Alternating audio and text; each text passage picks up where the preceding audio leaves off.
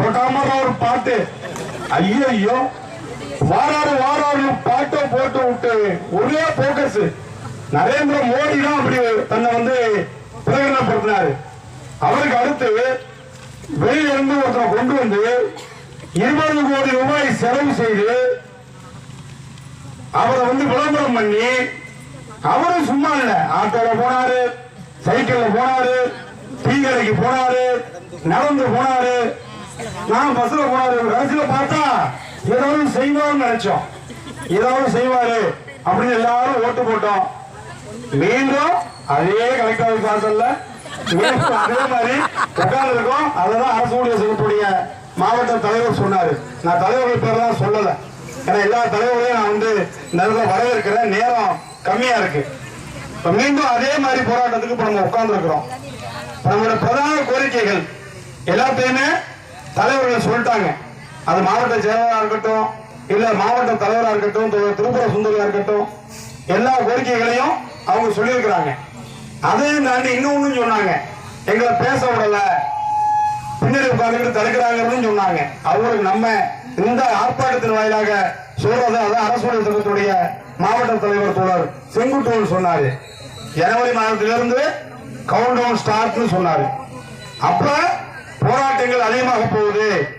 அப்படி போராட்டங்கள் அதிகமாகின்ற பொழுது மீண்டும் ஒரு காத்திருப்பு போராட்டத்தை நிச்சயமாக அங்கன்வாடி மற்றும் ஊழியர் மற்றும் முதல்வர் சங்கம் நடத்தும். அந்த போராட்டத்தில் மாவட்ட நிர்வாகிகள் அத்தனை பேருக்கும் 2 மணி நேரம் பேசுறதுக்கு வாய்ப்பு. ஏன்னா யாரும் எங்கேயும் போக முடியாது, இங்கே தான் இருக்க போறோம்.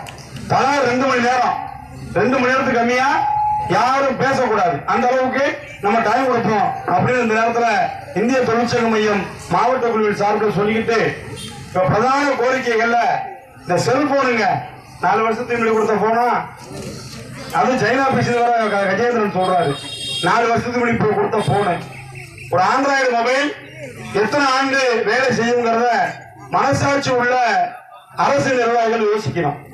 இப்ப புதுசா பாத்தீங்கன்னா வீட்டுல மனைவி கையில ஒரு போன் இருக்கு அப்படின்னா, அந்த போன் ஏற்கனவே அவங்க ஹஸ்பண்ட் கிட்ட இருந்த போனா இருக்கும். அவர் புது போன் வாங்கி அவர் வச்சுக்கிட்டு தன்னுடைய பழைய போனை மனைவிட்ட கொடுத்துருவாரு. இதான் யதார்த்தம். அதே மாதிரி ஒரு போனை கொடுத்து எல்லாத்தையும் ஏத்து ஏத்து ஏத்துன்னா அது சுத்திக்கிட்டே இருக்குன்னு வேற சொல்றீங்க. அதற்கான அந்த விவரங்களை ஏற்ற முடியல. இப்ப புதுசா பதிவேடுகளையும் கொடுத்து அந்த விவரங்களையும் செல்போன்ல ஏத்துனா என்ன பண்றது? அதே மாதிரி இலை மிஷின் உங்க அலுவலகத்துக்கு வந்து எத்தனை வருஷம் இருக்கும்? எத்தனை குழந்தைகள் இலை போட்டிருப்பீங்க? குழந்தைகள் இலை போட்டு ஒரு பக்கம் இருக்கப்ப சாதாரணமா ஒரு இலை மிஷின் ஒரு இடத்துல இருந்துச்சுன்னு வச்சுங்க, அதை பாக்குறவங்க ஏரியாவில் நிற்பாங்க. நானே போறேன், ஒரு இடத்துல இலை மிஷினை பார்த்தா ஏரியாவில் நிற்பேன். அப்ப அந்த மிஷினை வந்து புதுசா கொடுக்கணும் அப்படின்னு நம்ம கோரிக்கை வைக்கிறோம். அதையும் தாண்டி பென்ஷன் கேட்கிறோம். இப்ப நமக்கு பென்ஷன் எவ்வளவு தர்றாங்க? 2000 ரூபாய். இந்த 2000 வாங்குற அங்கன்வாடி வேலை செய்யற தாய்மார்களுக்கு 1000 ரூபாய் கொடுத்தாருல, அது கிடையாதுன்னு சொல்லிட்டாங்களா? ஏன்னா நீங்க பென்ஷன் வாங்குறீங்க, ஆமா 10 லட்சம் ரூபாய் பென்ஷன் வாங்குறீங்க, அதனால இந்த 1000 ரூபாய் கிடையாதுன்னு சொல்லிட்டாங்க. அது மட்டும் இல்லாமல் சமூக பாதுகாப்பு திட்டங்கள் எதுவுமே உங்களுக்கு இல்லைன்னு சொல்லிட்டாங்க. இந்த 1000 ரூபாய் கூட கொடுப்பதற்கு அவங்கள்ட்ட எந்த ஏற்பாடும் கிடையாது. ஆனா நம்ம என்ன கேட்கிறோம்? 9000 ரூபாய் எங்களுக்கு பென்ஷன் வேணும்னு கேட்கிறோம். உங்களுக்கு தெரியும், காவல்துறை தான் வந்திருக்கிறாங்க. காவல்துறை அலுவலகத்துல அதுக்குன்னு ஒரு பிரிவு இருக்கு, டாக் பிரிவு. நாய் இருக்கு, போலீஸ் தெரியுமில்ல, மோப்ப நாய் வச்சிருக்காங்கல்ல, அந்த மோப்ப நாயை பராமரிப்பதற்கு ஒரு நாள் பராமரிப்பதற்கு பல ஆயிரம் ரூபாய் செலவாகுது. ஒரு மாதத்திற்கு லட்சக்கணக்கான ரூபாயை அந்த நாய்க்கு செலவு பண்றாங்க. அந்த நாய் தன்னுடைய வேலையை முடிச்சுட்டு அந்த நாய் வந்து ரிட்டையர்மெண்ட் ஆகுது.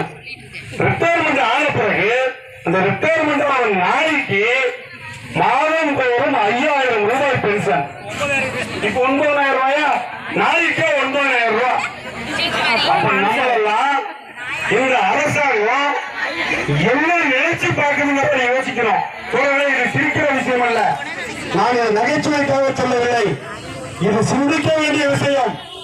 அரசு துறையில் பணியாற்றுகின்ற நாய்க்கு 90000 ரூபாய் பென்ஷன், நித்தம் நித்தம் கருத்தாலும் கருத்தாலும் உழைத்து உழைத்து ஓடாய் செய்த தாய்மார்களுக்கு 2000 ரூபாய் பென்ஷன்னா இதை எங்க போய் சொல்றது? மலைக்கும் மருவுக்குமான வித்தியாசம். நான் பல கூட்டங்களில் சொல்லுவது, அரை மணி நேரத்திற்கு மேலாக எந்த தாய்மாராலும் நிக்க முடியல. இப்ப நிக்கிறவங்க போறதுக்காக நிக்கிறாங்க. எந்த தாய்மாராலையும் அரை மணி நேரத்துக்கு நிக்க முடியல. 3/4 மணி நேரம் அப்படியே நிக்கிறாங்க, அப்படியே உட்கார்ந்துறாங்க. அவங்களால முடியல. எனர்ஜி எல்லாம் போயிட்டு 30 வருஷம் 35 வருஷம் 40 வருஷம் நினைச்சு மாதம் 2000 ரூபாய் பென்ஷன் சொன்னா இதை நம்ம எப்படி ஏற்றுக்கிறது? இன்னைக்கு வலுவலங்களை பாதுகாக்கிறதுக்கு அரசாங்கம் 10 லட்சம் ரூபாய செலவு பண்ணுது, பட்ஜெட்ல இருக்குது. ஆறு தெரியுமா உங்களுக்கு? அதுல மரியாதை ஒரு ஆறு இருக்கு. அந்த மரியாதை பராமரிக்கிறதுக்கு பட்ஜெட்ல நிதி ஒதுக்குறாங்க. யானை கோபமாயிடுன்னு அந்த யானையை கூழ்படுத்துறதுக்கு அதை கொண்டு ஒரு முகாமில புத்துணர்வு மையம் அமைச்சு அங்க கொண்டு விட்டு யானையை குஜால் பண்றதுக்கு 10 லட்சம் ரூபாயை இந்த அரசாங்கம் செலவு பண்ணுது. ஆனால் மக்களுக்காக உழைக்கக்கூடிய அங்கன்வாடி பணியாளர்களை திரும்பி பார்க்கிறது கிடையாது. அதான் செங்குட்டூர் சொன்னாரு. நிச்சயமாக இந்த முதலமைச்சர் கையாலேயே நாம் அரசு ஊழியர் என்ற உத்தரவு பெறுவோடு சொன்னாரு.